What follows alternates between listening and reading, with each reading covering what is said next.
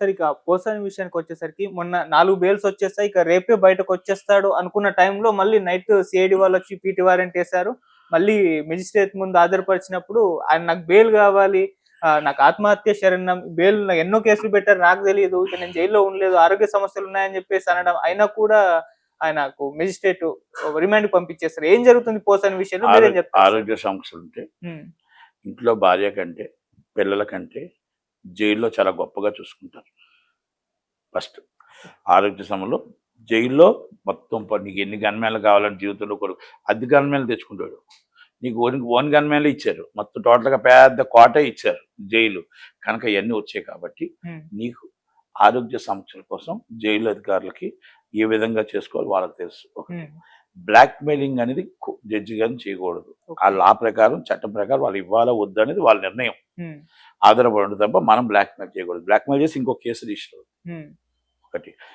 రెండోది నువ్వు చేసిన పాపం తక్కువ కాదు. అన్నీపుని ఎరగని ఆడపిల్లల మీద చిన్న పిల్లల మీద తిట్టావు. 87 సంవత్సరాల తల్లిని తిట్టావు. మాట్లాడలేని పరిస్థితిలో తిట్టావు. ఆ భార్యను తిట్టావు. ఆ భార్య మీద అబండం వేసావు. ఇష్టం వచ్చినట్టు మాట్లాడావు పవన్ కళ్యాణ్ గారి ఫ్యామిలీ మీద, చిరంజీవి గారి ఫ్యామిలీ మీద. అంటే నీకు ఏంటంటే అన్నం పెట్టారు. ఆ అన్నాన్ని నరికిస్తావు చెయ్య. రాజకీయ భిక్ష పెట్టారు. ఆ రాజకీయ భిక్ష పెడితే నువ్వు చెయ్యి నరికిస్తావు. చిరంజీవి గారు నిన్ను పిలిచి అధికార ప్రతినిధి ఇచ్చారు. నిన్ను పిలిచి నీకు చిలకలూరుపేట టికెట్ ఇచ్చారు. నిన్ను పిలిచి రాజకీయ ఆర్కరేటం చేసిన వ్యక్తి ఎవరంటే చిరంజీవి గారు. అలాంటి వ్యక్తితో ఇంట్లోనే కక్కావు నువ్వు. నీలాంటి నీచుడు, నీలాంటి వాడు సమాజంలో దేనికి పనికిరాడు.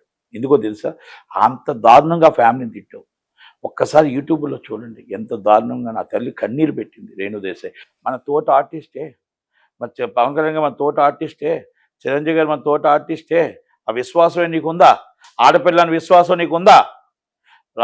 జగన్మోహన్ రెడ్డి గారి కళ్ళల్లో ఆనందం చూడటం కోసం, జగన్మోహన్ రెడ్డి గారి కళ్ళల్లో నవ్వు చూడటం కోసం ఆ ఇష్టం వచ్చినట్టు మాట్లాడు, అవలేళనగా మాట్లాడు.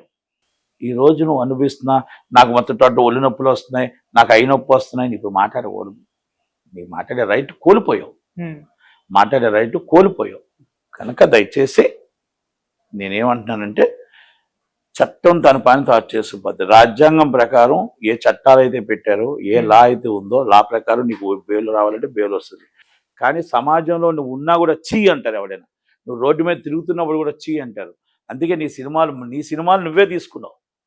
నీ సినిమాలో క్యారెక్టర్ నువ్వే, నిజ జీవితంలో నువ్వు అనుభవిస్తున్నావు క్యారెక్టర్. కనుక దయచేసి నీలాంటి వాడికి ఎవడో సపోర్ట్ కూడా చేయడు. సినిమా ఇండస్ట్రీ కాదు, సమాజంలో చిన్న పిల్ల కూడా ఆ యూట్యూబ్ చేసి చీ అంటుంది. కనుక నీ భార్య నేను చూడటానికి కూడా రావట్లేదు, నీ కొడుకు నేను చూడటానికి రావట్లా. అది గుర్తుపెట్టుకోవాలి. అది గుర్తుపెట్టుకు పార్టీ ఇంకా సపోర్ట్ చేస్తుంది కాబట్టి నువ్వు ఇంకా ఉన్నావు. కనుక నీలాంటి వాడిని క్షమించాల్సిన అవసరం లేదు.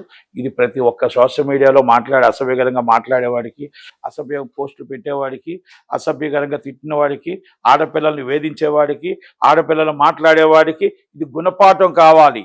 నీ బొమ్మ ఒక గుణపాఠం కావాలి. ఇది ఒక హెచ్చరిక కావాలి. నీలాంటి వాడు ఇలాంటి వాడా అని గట్టిగా సభ్య సమాజం అర్థమయ్యేలా నీలాగా లా ప్రకారం చట్టం ప్రకారం ఏ కేసులు అయితే పెట్టారో అందరికి ఇది వర్తిస్తుందని తెలుసుకోగలగాలి.